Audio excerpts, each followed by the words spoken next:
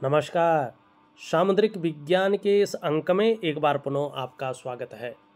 दोस्तों, मैं हूँ भास्करानंद डोभाल और आप देख रहे हैं हस्तरेखा का ये अंक अपने ही पसंदीदा यूट्यूब के चैनल गो ब्लॉग्स में। देखिएगा, आप एक मेल जातक हैं, पुरुष जातक हैं और आपकी रियल हथेली मेरे सामने विवेचना के लिए आ रखी है। आपके सवाल भी लूँगा और चीज़ों को भी देखूंगा, लेकिन एक अद्भुत योग जो है आपकी हथेली में बन रखा है और बहुत कम हथेलियों में, लाखों में से केवल एक हथेली में ऐसा अद्भुत योग बनता है, ऐसा संयोग बनता है। ज़रा आप भी बारीकी से मेरे साथ इसको देखें तो निश्चित तौर पे आपको भी समझ में आ जाएगा कि पूर्व जन्म के बहुत जब उच्च और पुण्य कर्म जागृत होते हैं इस जन्म में, तब जाके ये योग बनता है। हालांकि पूरी तरह से उसका फलादेश आपको नहीं मिल पा रहा है, क्योंकि आपके जीवन में जो आकाश तत्व है, जो पंच महाभूतों से हमारा शरीर बना हुआ है, उसमें से जो आपका आकाश तत्व है, कहीं ना कहीं ये पूरी तरह से ब्रह्मांड से वो ताकतें, वो तरंगे आपके लिए इकट्ठी नहीं कर पा रहा है। ब्रह्मांड आपके लिए पूरी तरह से काम नहीं कर पा रहा है। तो इसके लिए आपने सबसे पहले, और चीज़ करें न करें, अपने आभा मंडल को विकसित करना है, अपने आकाश तत्व को, उसकी ऑरा को स्ट्रॉन्ग करना है। कैसे करेंगे? आपके व्हाट्सएप नंबर पे मैं इन क्रियाओं को दूंगा। बहुत सरल है, बहुत दिव्य है, बहुत पावरफुल है और ज़बरदस्त फ़ायदा देने वाली है। देखिएगा, यहाँ पे ये वाला हमारा जो क्षेत्र होता है, ये इसको ज्योतिष में केतु का क्षेत्र कहा गया है। और देखिएगा, ज्योतिष में केतु को बड़ा अद्भुत ग्रह कहा गया है। इतना अद्भुत कि इसे मुक्ति यानी मोक्ष का भी कारक कहा गया है। किसको? इस केतु को। कहाँ पे होता है?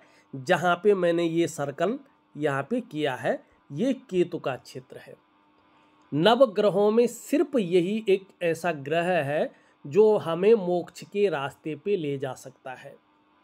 देखिएगा, और इस उंगली के नीचे, ये इंडेक्स की फिंगर है, इसके नीचे ये जो भाग है, ये जुपिटर का माउंट है, गुरु ग्रह। तो ये क्या करता है? ये धर्म का ग्रह है, लेकिन गुरु मोक्ष की तरफ नहीं ले जाता है। गुरु क्या करता है? धर्म की तरफ ले जाता है, और धर्म का जो अगला स्टेप है वही मोक्ष है। और इसीलिए आपने सुना होगा, हमारे शास्त्रों में, हमारे पुराणों में, हमारे लेखों में कहा गया है, धर्म अर्थ काम मोक्ष। धर्म से शुरू करते हैं, तब हम मोक्ष तक पहुंचते हैं। तो गुरु हमें, बृहस्पति हमें धर्म तक जाने की टेंडेंसी देता है, और केतु जो है उससे अगले स्टेप यानी मोक्ष तक हमें ले जाता है। अब यहाँ पे किस लिए मैं इस चीज़ों को कह रहा हूँ, थोड़ा आप भी आराम से देखने की कोशिश करें, ठीक है ना? यहाँ पे इसलिए कह रहा हूँ मैं, यहाँ पे ध्यान से अगर आप देखें, एक चिन्ह यहाँ पे बन रहा है। ये है मत्स्य चिन्ह, मछली का चिन्ह। केतु पे मछली का चिन्ह बन रहा है, और दृष्टि गोचर किसकी तरफ कर रहा है? अगर ध्यान से देखें, इन दोनों के बीच कर रहा है। किसकी तरफ? देवगुरु बृहस्पति और शनि। वैसे शनि का ज़्यादा प्रभाव इसमें पड़ रहा है। जब ये शनि की तरफ दृष्टि गोचर करता है, तो ये बताता है कि आने वाले समय में आपके धन में वृद्धि होगी, आप बहुत अच्छे धनाढ्य व्यक्ति बनेंगे, आपके पास जो है धन की कमी नहीं रहेगी, धन आएगा ही आएगा, इसमें कोई दो राय नहीं है। दूसरा ये बताता है, क्योंकि केतु पे है, और अभी मैंने क्या कहा, केतु मोक्ष का कारक है। तो जैसे जैसे आपकी उम्र बढ़ेगी, वैसे वैसे आप धार्मिक और आध्यात्मिक प्रवृत्ति के इंसान बन जाएंगे, निश्चित तौर पे। तीसरा क्या होगा, इसके बारे में सामुद्रिक विज्ञान स्पष्ट तरीके से कहता है। देखिएगा, यही तो हथेली की रेखाओं का रहस्य है। क्या कहता है? यस्य हस्ते मत्स्य रेखा कर्म सिद्धिश्च जायते धनाड्यस्तु सो विज्ञेयो बहुपुत्रो न संशयो। जिस व्यक्ति की हथेली में, चाहे वो महिला हो या पुरुष हो, और यहाँ पे एक चीज़ ध्यान रखिएगा, भले ही मैं इनकी हथेली का विश्लेषण कर रहा हूँ, अगर आप लोग इस वीडियो को देख रहे हैं, आप महिलाएं हैं, आप बच्चियां हैं, तो आप अपने लेफ्ट हैंड को देखें। अगर आप पुरुष हैं, अपने राइट हैंड को देखें, चाहे आप काम कर रहे हों, चाहे आप हाउस वाइफ हों। क्यों? इसका प्रमाण स्पष्ट दिया हुआ है हमारा सामुद्रिक विज्ञान में। जो बेस है, आप जो मकान खड़ा करते हैं, उसकी जो नींव होती है ना, उस पे डिपेंड करता है ये मकान कितने समय तक रहेगा, इसकी जो नींव है वो किस प्रकार की है। तो जो नींव है वो कहता है अथातः संप्रवक्ष्यामि हस्तरेखा विचारणम दक्षिणे पुरुषम ज्ञेयम वामे वामाकरम शुभम। अब इसका बहुत ज़्यादा अर्थ बताऊंगा तो वीडियो लंबी चलेगी और इनको भी समझ में नहीं आएगा। तो यहाँ पे मछली का चिन्ह है और सामुद्रिक विज्ञान कहता है ये बड़ा शुभ होता है। ये हथेली की जो ऊर्जा है, सकारात्मक पॉजिटिव ऊर्जा, उसमें बहुत ज़्यादा वृद्धि करता है। ये लोग बहुत भाग्यशाली होते हैं, चाहे वर्तमान कैसा भी चल रहा हो, इनका भविष्य ऐसा होता है जिसको स्वर्णिम कहते हैं। गोल्डन अपॉर्चुनिटी इनके जीवन में आती ही आती है, ठीक है ना। ऐसे व्यक्ति को भगवान का बहुत ज़्यादा जो है आशीर्वाद मिलता है। ब्रह्मांड, एक समय ऐसा आता है कि ब्रह्मांड इनके लिए काम करना शुरू कर लेता है। वो तरंगे इनकी ओर अकस्मात दौड़ने बैठ जाती हैं। ऐसे लोगों का ऐसा ऑरा होता है, बहुत स्ट्रॉन्ग होता, आभा मंडल दिव्य होने बैठ जाता है, और ये अपने जीवन काल में बहुत अच्छे अनुभव करते हैं, ठीक है ना। और इनको अपने पितरों का आशीर्वाद मिलता है, जिससे जीवन में एक समय ऐसा आता है कि इनका मन प्रसन्न रहता है और जीवन में खुशनुमा माहौल बना रहता है। आने वाला है ये इंगित कर रहा है, और ये आपके ऑरा को, आपके जो है आभामंडल को बहुत दिव्य बना रहा है, और दृष्टिगोचर शनि की तरफ कर रहा है। तो निश्चित तौर पे जो है यहाँ पे दिखाई दे रहा है कि आने वाले समय में धन में बहुत ज़्यादा वृद्धि होने वाली है। आप धनढ़ इंसानों में अपनी गिनती करेंगे, ये निश्चित है। अब ये बताया गया है कि जिसकी हथेली में ये मत्स्य रेखा होती है, ये व्यक्ति कर्म सिद्धि वाला होता है। अर्थात ये व्यक्ति जो भी काम करता है, चाहे नौकरी करे, चाहे बिजनेस करे या अन्य कोई कार्य करे, ये इसमें सफल होता ही होता है। और ऐसे व्यक्ति की आर्थिक स्थिति बहुत ज़्यादा मजबूत होती है, इसमें कोई संदेह नहीं करना चाहिए। दूसरा क्या बताया गया है कि ऐसे लोगों को यात्राओं का बहुत अच्छा लाभ मिलता है, जिससे मन प्रसन्न रहता है, खुशनुमा माहौल रहता है। ऐसे लोगों की संतानें जरूर होती हैं, ठीक है ना। संतान के मामले में इनको चिंता नहीं होती है कि होगी नहीं होगी, भले ही लेट से हो, लेकिन संतानें होती हैं। ऐसे लोगों की ज़्यादातर 99.9% मामले में शादी जरूर होती है। स्त्री कारक ग्रह इनका जो है, इसका भी प्रभाव पड़ रहा है, तो इनको जो है आमोद प्रमोद का सुख मिलता ही मिलता है, ठीक है ना। अब यही नहीं, आगे और देखिएगा अद्भुत योग कैसा बन रहा है। ये गुरु का पर्वत है। अब इस गुरु के पर्वत पे ध्यान से अगर आप देखेंगे, यहाँ से एक रेखा आ रही है, आप भी देखिएगा, यहाँ से एक रेखा इस प्रकार से आ रही है, और एक रेखा यहाँ पर एक डमरू का चिन्ह बन रहा है, ठीक। और यहाँ ऊपर का हिस्सा देखेंगे तो कहीं ना कहीं इसको पत्ती या मछली का चिन्ह कहा गया है। और ये मत्स्य आकार का जो फल होता है वही डमरू का फल होता है। डमरू बनने का मतलब यहाँ पे होता है, जो एक्चुअल है कि व्यक्ति अपने जीवन काल में अपने परिवार से, समाज से हटकर ऐसा कार्य करेगा कि उसके जाने के बाद भी उसको सदैव याद रखा जाएगा, पीढ़ी दर पीढ़ी याद किया जाएगा, ठीक है ना। चाहे ये व्यक्ति धर्मशाला बनाए, चाहे ये व्यक्ति जो है कोई मंदिर का निर्माण करे, चाहे गौशाला का निर्माण करे, चाहे ये व्यक्ति किसी जगह पे प्याव वगैरह का निर्माण करे, तालाब का निर्माण करे, लेकिन इस प्रकार का निर्माण इसके हाथों से इसके जीवन काल में होगा, ये निश्चित तौर पे यहाँ पे दिखाई दे रहा है। अब जब ये चिन्ह यहाँ पे बन रहा है और यहाँ पे भी स्पष्ट चिन्ह बन रहा है, तो यहाँ पे केतु और इसका पावर आपके जीवन में आने वाला है। अब अभी देखिएगा यहाँ पे जो आकाश तत्व है आपका, वो पूरी तरह आपके लिए काम नहीं कर रहा है, जिसके कारण इसका जो फल मिलना चाहिए वो नहीं मिल पा रहा है। अब देखिएगा इस प्रकार से बृहस्पति और केतु पे समान जो है चिन्ह होते हैं, तो इस प्रकार का जो चीज़ें हैं ना, आदमी को ध्यान है, समाधि है, इन चीज़ों में बहुत आगे ले जाता है, रिलीजन में बहुत आगे ले जाता है। ऐसे लोग एक्सप्लोरर्स बनते हैं, रिसर्चर बनते हैं, ठीक है ना। इन चीज़ों में यदि ये लोग दुनियादारी के कामों में हो, इन्हीं कामों में इनको आगे आना भी चाहिए, ठीक है ना। अगर इन कामों के अलावा नेचुरल रेगुलर काम करे तो फिर ये लोग थोड़ा परेशान हो जाते हैं। फिर ऐसा केतु और बृहस्पति काम धंधे में थोड़ा बखेड़ा खड़ा करना शुरू कर देता है, ठीक है ना।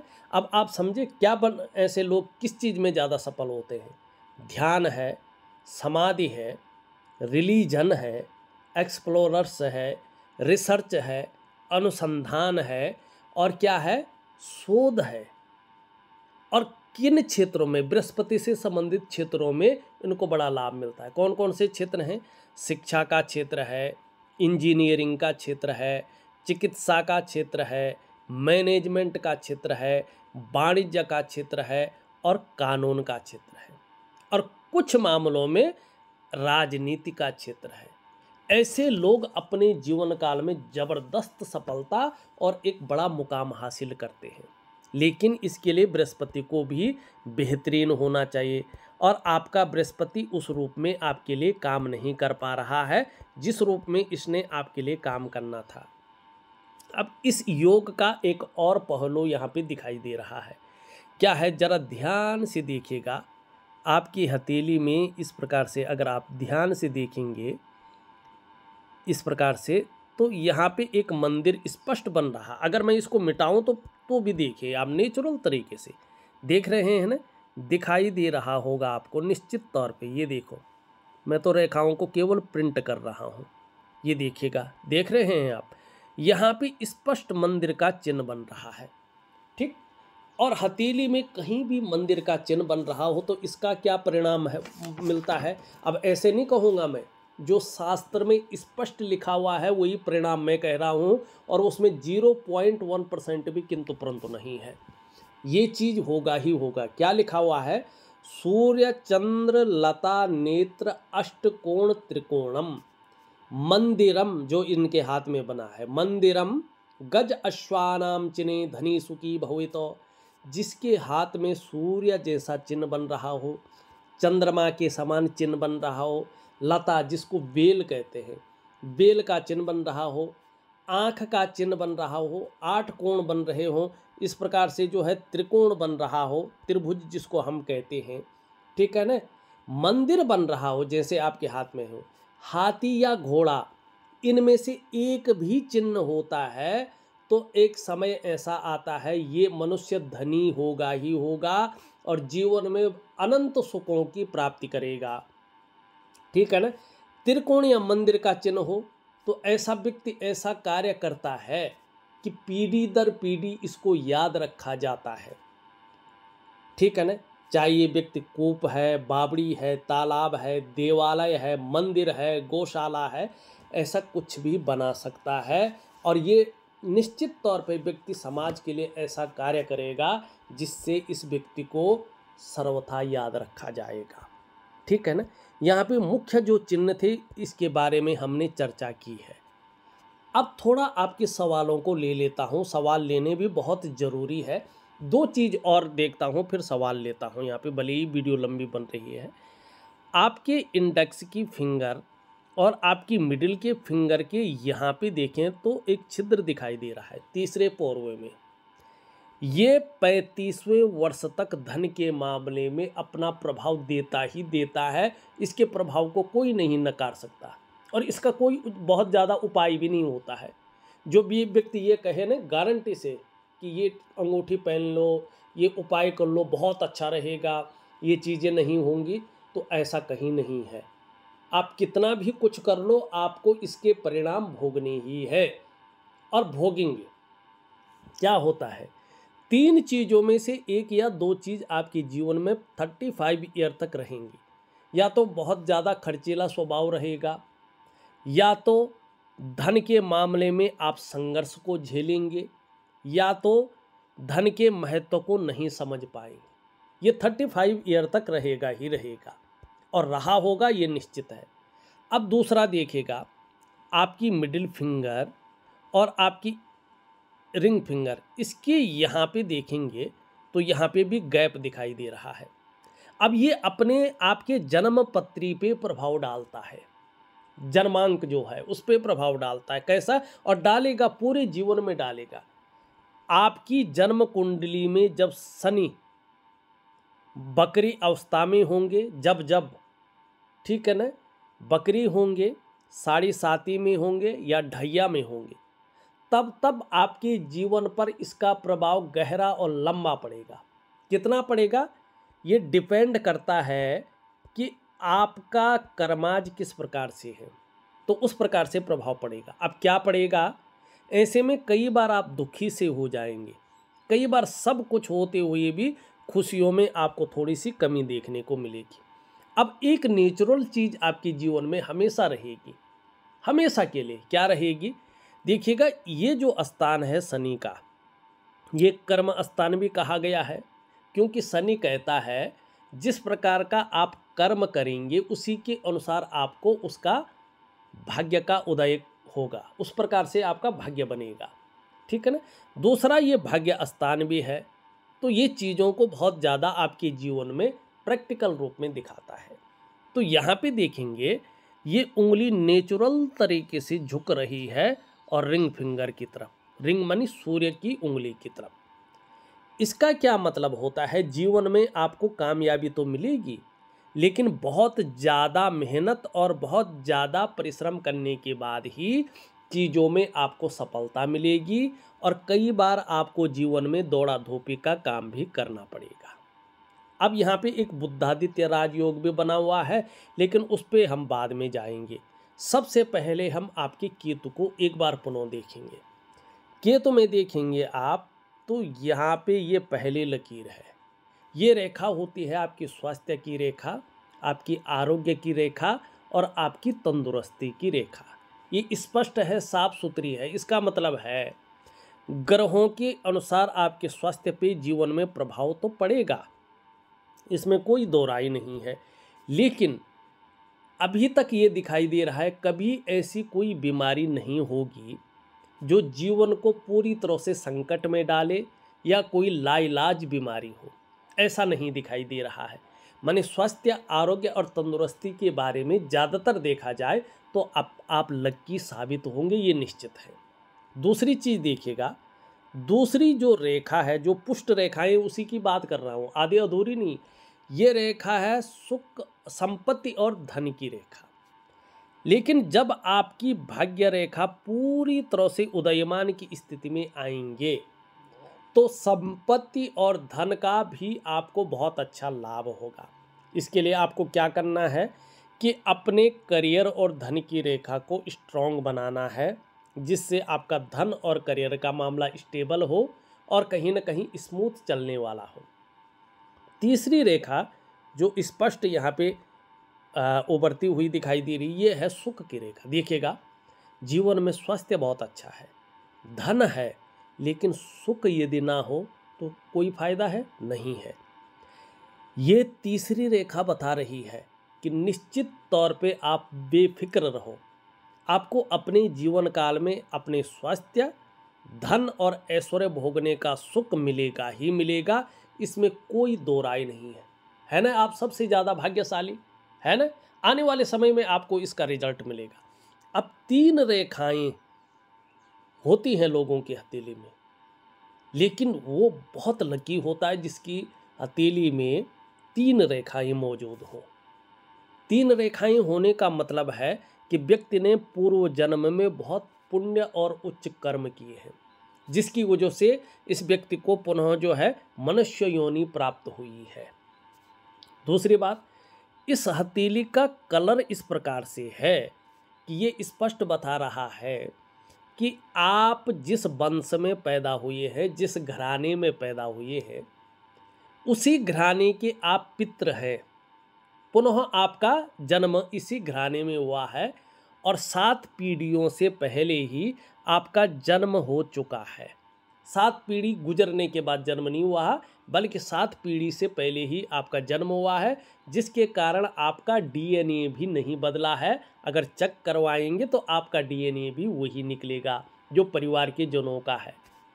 और पुण्य कर्म किए हैं, इसलिए आपके जो आदि पित्र हैं, आदि पुरुष है, उसने आपका वंश में भेजा है कि मेरा वंश यहीं पे रुक न जाए, आगे भी बढ़े।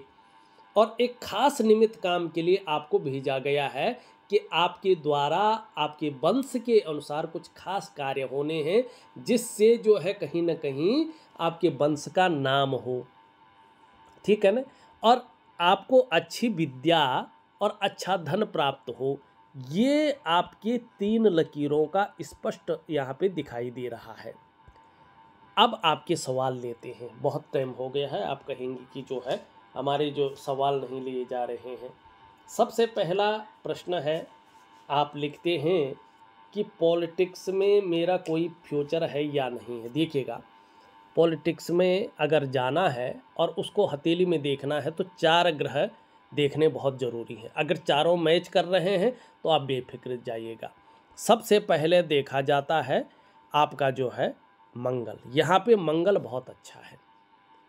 मंगल इस प्रकार से अच्छा है कि ये कह रहा है कि आपका जो एनर्जेटिक स्वभाव है वो हमेशा बना रहेगा, पराक्रम हमेशा रहेगा, कोई भी आपसे मिलेगा कंफर्टेबल फील करेगा। ठीक है ना। तो अगर राजनीति की दृष्टि से देखें तो पहला ग्रह मंगल आपका बहुत अच्छा है, आप जा सकते हैं। अब दूसरा ग्रह होता है देवगुरु बृहस्पति। अब देवगुरु बृहस्पति यहाँ पे अगर देखेंगे स्पष्ट तरीके से तो आप देखेंगे तो क्रूर ग्रह शनि की तरफ ये दृष्टि गोचर कर रहा है। इसका मतलब है कि चाहे आपका दाम्पत्य जीवन हो, चाहे परिवार का सुख हो, चाहे कुटुंब का सुख हो, इसका जो चरम सुख का भोग है उसके बीच में ये कुछ समय तक परिस्थितियां खड़ी करेगा। ठीक है ना। और यहाँ पे ये थोड़ा सा साधारण अवस्था में बैठ गए हैं और इस अवस्था में ये आपके अंदर थोड़ी सी साधारणता देते हुए दिख रहे हैं, सामान्य व्यक्तित्व की ओर ले जाते हुए दिखाई पड़ रहे हैं, लेकिन नेचुरल गुण नहीं खो रहे हैं। हंसमुख स्वभाव रहेगा, देखा जाए तो थोड़ा दयालुता आपके अंदर बनी रहेगी और दूसरों की मदद करने की भावना हमेशा तीव्र रहेगी। आर्थिक पक्ष भी ठीक ठाक रहेगा, लेकिन यश की प्राप्ति के लिए, प्रसिद्धि की प्राप्ति के लिए मन में बहुत ज़्यादा झुकाव बना रहेगा। एक स्वतंत्रता और लीडरशिप की चाह रखने वाला व्यक्तित्व रहेगा। लेकिन अभी की अगर हम बात करें तो राजनीति के लिए आपका बृहस्पति पूरी तरह से आपका साथ नहीं दे रहा है। ठीक। तो यहाँ पे बृहस्पति के कारण पॉलिटिक्स में आपको ज़्यादा रुचि नहीं लेनी चाहिए। तीसरा ग्रह होता है आपका सूर्य। अब देखिएगा, सूर्य पे इस प्रकार से आपको जो है कटकटाव की स्थिति बन रखी है, लेकिन यहाँ पे त्रिकोण भी है। ये त्रिकोण आप ऐसा कार्य करेंगे कि सरकार द्वारा आपको जो है कोई ना कोई अवार्ड मिलेगा अपने जीवन काल में, ये निश्चित है। लेकिन ये सूर्य में अगर कटकटाव की स्थिति आ जाए तो ये बताता है कि राजनीति में वो सफलता नहीं है जो आपको वास्तव में चाहिए। तो सूर्य भी राजनीति के लिए अच्छा नहीं कह रहा है। अब आता है आपका चंद्रमा। अब चंद्रमा पूरी तरह अनबैलेंस दिखाई दे रहा है। जब आप कितना भी कुछ कर रहे हो, कितनी भी अच्छी स्थिति आपके जीवन में है, लेकिन चंद्रमा अगर इस प्रकार से है तो थोड़ा सा व्यक्ति का मन गड़बड़ रहता है। ये हमेशा व्यक्ति के जीवन में मानसिक परेशानी देने की कोशिश कर सकता है। ऐसे में व्यक्ति बहुत ज़्यादा भावुक स्थिति में आ जाता है, इमोशनली थोड़ा परेशान हो जाता है। कभी कभी ऐसे में आपका मन अच्छा नहीं रहेगा और 2.5 सालों तक इसका जीवन में प्रभाव बना रहेगा। कभी मन बेचैन हो सकता है, मन भटक सकता है, मन व्याकुल हो सकता है, एकाग्रता की कमी आ सकती है। ये इस प्रकार की चीज़ें बता रहा है। हाँ, मन से सीधा जुड़ा हुआ होता है हमारा डाइजेस्टिव सिस्टम। अगर मन बहुत ज़्यादा खराब हो रहा है, इमोशनली थोड़ा परेशान हो रहा है, भटक रहा है, तो धीरे धीरे पेट की दिक्कतें आती हैं। तो आपको अपने डाइजेस्टिव सिस्टम पर हमेशा ध्यान दे के चलना है। धीरे धीरे ऐसे में एक चीज़ और होती है कि माँ के साथ या तो मतभेदता हो जाती है, या माँ की तरफ से चिंताएं होती हैं, या माँ का वो सुख नहीं मिलता है जिस प्रकार का सुख आपको चाहिए होता है, या आप माँ से दूर रहते हैं। ये ज़्यादा अगर अनबैलेंस होता है तो नींद आने में दिक्कतों का व्यक्ति को सामना करना पड़ता है। दूसरी बात, इसका प्रभाव अगर जीवन में बहुत ज़्यादा पड़ने बैठ जाए तो क्या होता है कि कैश और बरकत की कमी आनी शुरू हो जाती है। चंद्रमा बहुत ज़्यादा खराब नहीं होने देना है, इसका मैं उपाय दूंगा छोटा सा, ज़रूर करिएगा, ठीक है ना। क्योंकि ये अगर बहुत ज़्यादा कमज़ोर हो जाए तो पढ़ाई में लगाया गया पैसा वसूल नहीं हो पाता है। इंसान पढ़ तो लेता है लेकिन उसका जो करियर है किसी और जगह बन जाता है। ऐसे में व्यक्ति जो मर्जी सीख ले उसको बाजार में, मंडी में आजमा नहीं पाता है। चंद्रमा अगर खराब होने बैठ जाए तो जो मैंने कहा, बहुत जल्दी एंजाइटी है, डिप्रेशन है आने शुरू हो जाते हैं। कई बार इंसान का मन करता है वो अकेला बैठा रहे, और चंद्रमा खराब हो तो मैंने बता दिया है कि सबसे बड़ी बात है, इंसान बिना वजह के ही समाज के नज़रों में ब्लेम बनना शुरू हो जाता है। चंद्रमा तन मन धन तीनों का कारक है। तन भी खराब रहता है, मन भी, और धन के रिजल्ट भी खराब आने शुरू हो जाते हैं। तो आपको इन सब परिस्थितियों में नहीं घुसना है, आपको कहीं ना कहीं चंद्रमा को स्ट्रॉन्ग करना है। ठीक, राजनीति का सबसे बड़ा खिलाड़ी यही है। वैसे सूर्य और बृहस्पति तो अपनी जगह है, लेकिन चंद्रमा भी है। तो चंद्रमा अनबैलेंस है तो राजनीति के लिए, पूरी तरह से पॉलिटिक्स के लिए आपको अच्छा नहीं कह रहा है। दूसरा आप लिखते हैं, शेयर मार्केट में इन्वेस्ट करना मेरे लिए कैसा है। अगर मैं यहाँ पे सीधा शेयर मार्केट की हिसाब से जाऊँ और आपके जो है इस चीज़ को देखूँ तो आगे चलकर तो बढ़िया है, लेकिन अब ये बहुत बड़े रिस्क नहीं लेने चाहिए आपको। ये इस प्रकार की चीज़ों को बता रहा है। लव मैरिज किया है, महीने में 3-4 बार झगड़ा हो जाता है, कैसा फ्यूचर है हम दोनों का। इसका एक ही कारण है, आपका जो आकाश तत्व है देवगुरु बृहस्पति, ठीक है ना, ये क्रूर ग्रह शनि की तरफ देख रहा है। बस केवल यही एक चीज़ है, और दूसरा चंद्रमा। इन दोनों के कारण आपका दाम्पत्य जीवन में वो मधुरता नहीं दिखाई दे रही जो होनी चाहिए, लेकिन आगे के लिए बहुत अच्छा है। तो आपको छोटे छोटे कुछ स्नान की चीज़ें मैं दे रहा हूँ, जरूर करें। आप दोनों में बहुत अच्छा तालमेल रहेगा, और एक स्वर्णिम भविष्य के लिए आप तैयार रहेंगे और उसका उपभोग भी करेंगे। चौथा प्रश्न आपका सबसे बड़ा है, और जैसे आपकी हथेली में चिन्ह उभर रहे हैं उस हिसाब से वो एक्यूरेट प्रश्न आपने किया है। आप लिखते हैं, समाज का सेवा करने की बहुत ज़्यादा चाहत है आपको, कर पाएंगे ये नहीं। अब मैंने डिटेल में पीछे बता दिया है क्या चिन्ह बने हैं, तो इसके बारे में मैं दोबारा नहीं कहूँगा, इसका उत्तर ऑलरेडी दे चुका हूँ। एक चीज़ और पूछ रहे हैं, पैसा जिसे भी देता हूँ वापस नहीं आता है, बिल्कुल नहीं आता है। इसका कारण है, इसका कारण आपका जो है देवगुरु बृहस्पति ही है, ठीक है ना। तो इसकी तरफ से जो है आप ठीक करिएगा, आपको बहुत अच्छा लाभ होगा। आपके सारे सवालों का जवाब हो गया।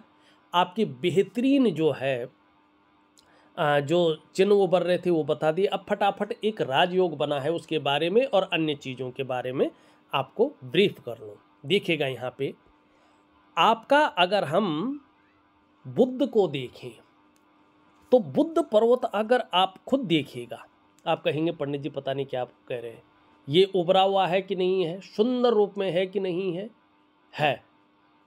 हर तरह की परिस्थितियों को भली भांति समझने वाले व्यक्ति हैं आप। अगर जीवन में योजना बनाकर चलें तो आपको आने वाले समय में बहुत बड़ा लाभ होगा। और ऐसी स्थिति ये पैदा कर रहा है कि आप जो भी कार्य प्रारंभ करेंगे कभी भी अधूरे में नहीं छोड़ेंगे, पूरा अवश्य करेंगे और यही क्वालिटी आपको बड़ी कामयाबी दिलाएगी। अब देखिएगा, आपकी हथेली में बुध का पर्वत सही रूप से विकसित अवस्था में है। आप मनोवैज्ञानिक के क्षेत्र में माहिर होंगे। सामने वाले को किस प्रकार से प्रभावित करना है ये आप अच्छी तरह से जानते हैं बुध के कारण। और व्यापार से संबंधित कार्यों में आपको जीवन में बड़ी सफलता और विशेष सफलता प्राप्त होगी, ये भी निश्चित है बुध के कारण, क्योंकि वाणी बहुत अच्छी रहने वाली है। तीसरी बात है, ये बहुत अच्छा है, सुंदर अवस्था में है, तो इसका लाभ आपको मिलेगा। और इसमें जो खड़ी रेखाएं दिखाई दे रही है, बुढ़ापे तक अपने हाथ का पैसा अपने पास रहेगा, ठीक है ना। अब यहाँ पे देखिएगा, ये उंगली पूरी तरह से झुक रखी है इसकी तरफ, तो धन कमाने की बहुत ज़्यादा ललक रहेगी और इसका लाभ भी होगा। इसके ये पहले पौरों तक पहुँच रही है। अगर व्यापार कर रहे होंगे तो इन दोनों ग्रहों के पुष्ट होने पर लगभग 2.5 वर्षों के बाद अगर मैं देखता हूँ तो व्यापार में आप उत्कृष्टता की प्राप्ति करेंगे। अगर नौकरी कर रहे होंगे, खासकर सरकारी नौकरी, तो बड़ा प्रमोशन आपका होगा, अधिकारी लेवल का व्यक्तित्व रहेगा। अगर प्राइवेट नौकरी भी कर रहे होंगे, राजयोग का वो फायदा तो नहीं मिलेगा जो मिलना चाहे, लेकिन फिर भी उसमें आपका प्रमोशन होगा। जीवन में उच्च वर्ग का व्यक्तित्व रहेगा, बहुत अच्छी कामयाबी आपको हासिल होगी 2 कारणों से। एक कारण है आपका कम्युनिकेशन स्किल्स डेवलप हो रहा है, उसके कारण बड़ी कामयाबी दिखाई दे रही है। और दूसरा कारण है कि अपने बलबूते पर कुछ करने वाला जो गुण है वो डेवलप हो रहा है, उसके कारण बड़ी सफलता दिख रही है। अब यहाँ पे आते हैं सूर्य। सूर्य यहाँ पे झुक रहा है कर्म की उंगली की तरफ, भाग्य की उंगली की तरफ। इसका मतलब है यश पाने की चाह रहेगी, नेम फेम पाने की चाह रहेगी, अपने कार्यों में बहुत ज़्यादा विस्तार और फैलाव करने की चाह रहेगी, एक ब्रांड बनकर उभरने की चाह रहेगी। और जब व्यक्ति के अंदर ये चाह होती है तो व्यक्ति जीवन में बड़ा करता है, ये दिखाई दे रहा है। अब यहाँ पे देखिएगा, बृहस्पति की उंगली से बड़ी है और मिडिल फिंगर से छोटी है। आपके अंदर रिस्क लेने की बहुत अच्छी ताकत है, जीवन में जोखिम उठाने की बहुत अच्छी ताकत है। और उस रिस्क लेने में, उस जोखिम उठाने में कहीं कोई अगर गड़बड़ हो भी जाए तो गिरकर पुनः उठने की ताकत भी है, जिसको हिम्मती स्वभाव कहते हैं, ये आपके अंदर है। और इसी से बन रहा है बुद्धादित्य राजयोग। कैसा बन रहा है और क्यों फल नहीं दे रहा है ये भी देखिएगा। जब ये उंगली इस उंगली के पहले पौरवे तक पहुंचती है, ये उंगली कैसी भी हो, इससे बड़ी हो और मिडिल फिंगर से छोटी हो, और बृहस्पति का पर्वत सुंदर और पुष्ट हो, तो हथेली में सबसे बड़ा राजयोग बुद्धादित्य राजयोग बनता है। तो अभी इसका 2.5 वर्षों के बाद दोबारा आपको ज़बरदस्त फायदा मिलेगा, क्योंकि तब आपका बृहस्पति बहुत ही पुष्ट और सुंदर होगा। तो ऐसे में क्या होता है कि 99.9% मामले में व्यक्ति सरकारी नौकरी या इससे संबंधित क्षेत्र में कार्य पाता है। किन क्षेत्रों में? बृहस्पति से संबंधित, चाहे शिक्षा का क्षेत्र हो, इंजीनियरिंग का क्षेत्र हो, चिकित्सा का क्षेत्र हो, मैनेजमेंट का क्षेत्र हो या वाणिज्य का क्षेत्र हो। अगर इन क्षेत्रों में नहीं गया व्यक्ति, सरकारी नौकरी या इससे संबंधित क्षेत्रों में कार्य न कर पाया, तो फिर व्यक्ति ऐसे में व्यापार में जाना चाहिए ऐसे लोगों को। फिर व्यापार में व्यक्ति उत्कृष्टता पाता है, व्यापार के कारण जाना जाता है और व्यापार के कारण ही इस व्यक्ति की पहचान बनती है, ठीक है ना। तो यहाँ पे अगर आप व्यापार कर रहे होंगे तो या जाने की कोशिश कर रहे होंगे तो ठीक 42वें वर्ष में आप व्यापार में जा सकते हैं। उससे पहले अगर व्यापार में नहीं है तो मत घुसिएगा, जो कर रहे हैं करते जाइएगा। ठीक 42वें वर्ष में आप जो है बड़ा अपने जीवन में करिएगा, ये निश्चित है। लेकिन व्यापार में कभी भी आप जो है पार्टनरशिप में कार्य न करें, ठीक है ना। एक सुखद जीवन जीने की चाह रहेगी और सुखद जीवन जीने के लिए प्रयत्नशील व्यक्तित्व रहेगा। हृदय रेखा अगर देखें सीधा बृहस्पति से मिल रही है। बृहस्पति के अच्छे गुण आने पर चाहे आप व्यापार करें, चाहे नौकरी करें, चाहे और भी काम करें, समाज में एक अच्छा जीवन आप व्यतीत करेंगे। मस्तिष्क रेखा बहुत अच्छी है, क्रिएटिव व्यक्तित्व है, यात्राओं का लाभ मिलता हुआ दिखाई दे रहा है। जीवन रेखा सीधा मणिबंध पे आ रही है। दो चीज़ें मैंने प्रैक्टिकल रूप में देखे हैं अपने जीवन काल में। एक तो जन्म स्थान से दूर ऐसे लोगों की उन्नति होती है। दूसरा, व्यक्ति का जो प्रारंभिक दौर रहता है उसमें कई बार संघर्ष झेलना पड़ता है, उतार चढ़ाव झेलना पड़ता है, कई बार अस्थिरता का सामना भी करना पड़ता है। लेकिन उसी संघर्ष के बलबूते व्यक्ति हर सुख को पाता है, सुख का भोग भी करता है। ठीक है ना। यहाँ पे करियर और धन की रेखा देखें तो टूट टूट कर आगे बढ़ रही है। 42वें वर्ष से जीवन में निरंतरता है, करियर और धन के मामले में लाभ होता हुआ दिखाई दे रहा है। यहाँ पे देखेंगे तो वैसे एक त्रिभुज बन रहा है लेकिन स्वतंत्र नहीं है, तो इसका फल नहीं मिलेगा, इसलिए नहीं देख रहा हूँ। लेकिन यहाँ पे देखेंगे तो एक वर्ग बन रहा है, इसका लाभ आपको जबरदस्त रूप में 42वें वर्ष से होगा धन के मामले में। ये रेखाएं बताती हैं कि वाणी के द्वारा धन कमाएंगे और आगे अगर व्यापार में जाते हैं तो लाभ होगा। जिस कार्य को हाथ में लेंगे जब तक पूरा नहीं होता तब तक छोड़ेंगे नहीं और आपको बड़ा लाभ होने वाला दिखाई दे रहा है। शुक्र बहुत अच्छा है, इसका फायदा आपको मिलेगा। और ग्रहों की तो मैंने जो है विवेचना कर ली है, समीक्षा कर ली है। कुल मिला के देखा जाए तो सबसे अच्छा लग्जरी हाथ आपका जीवन में आपका है। दो कमियां हैं, आपका बृहस्पति और आपका चंद्रमा आपका साथ नहीं दे रहा है, अन्यथा जीवन में एक राजा के समान आप जीवन जीते। ठीक है ना। तो इनको ठीक करने के लिए मैं उपाय दे रहा हूं, जरूर करें, आपको लाभ होगा। इस वीडियो में बस इतना ही। एक नई वीडियो के साथ पुनः उपस्थित होऊंगा, तब तक के लिए नमस्कार।